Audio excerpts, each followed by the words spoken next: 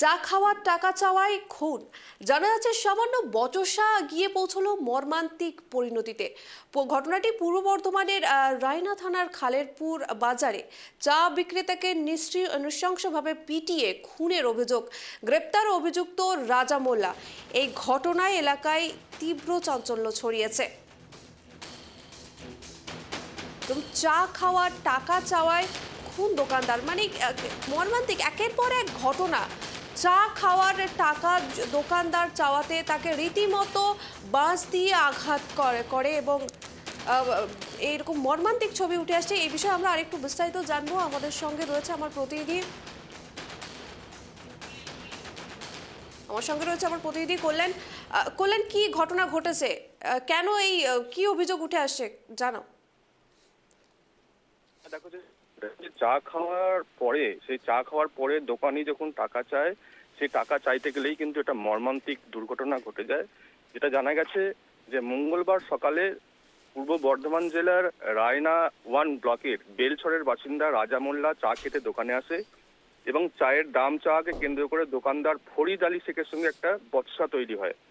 সেই সময় দোকানের পাশে থাকা বাঁশ নিয়ে রাজা মোল্লা ফরিদ আলী মাথায় আঘাত করে এবং গুরুতর জখম অবস্থা স্থানীয়রা তাকে উদ্ধার করে প্রথমে বর্ধমান মেডিকেল কলেজ হাসপাতালে নিয়ে যায় এবং পরে কেমব্রি হাসপাতাল হয়ে নবাবহাটের অর্থাৎ শহর বর্ধমানের নবাবহাটের এক বেসরকারি নার্সিংহোমে ভর্তি করা হলে বুধবার চিকিৎসাধীন অবস্থায় তার কিন্তু মৃত্যু হয়। এবং যেটা আমরা আরো জানতে পেরেছি যে এই ঘটনাটা কিন্তু আমি প্রথমেই বলেছি যে পূর্ব বর্ধমান জেলার রায়না থানার খালেরপুর বাজারের এলাকার ঘটনা। এবং যিনি মারা গেছেন, মৃতের নাম কিন্তু আবারও বলছি ফরিদ আলী শেখ, বয়স 50 বছর, বাড়ি রায়না থানার মাঝখান্ডা গ্রামে। এবং ঘটনার পরই কিন্তু মৃতের পরিবারের পক্ষ থেকে রায়না থানায় অভিযোগ দায়ের করা হয় এবং ইতিমধ্যেই কিন্তু পুলিশ অভিযোগের ভিত্তিতে কিন্তু রাজা মোল্লাকে গ্রেপ্তার করেছে এবং বর্ধমান আদালতে পেশ করেছে রায়না থানার পুলিশ। এই ঘটনা কিন্তু নৃশংস, যে এই ঘটনায় কিন্তু এলাকার চাঞ্চল্য ছড়িয়ে পড়েছে। একদম একদম, ধন্যবাদ কল্যাণ। তাহলে দেখুন তো, একের পর এক ঘটনা।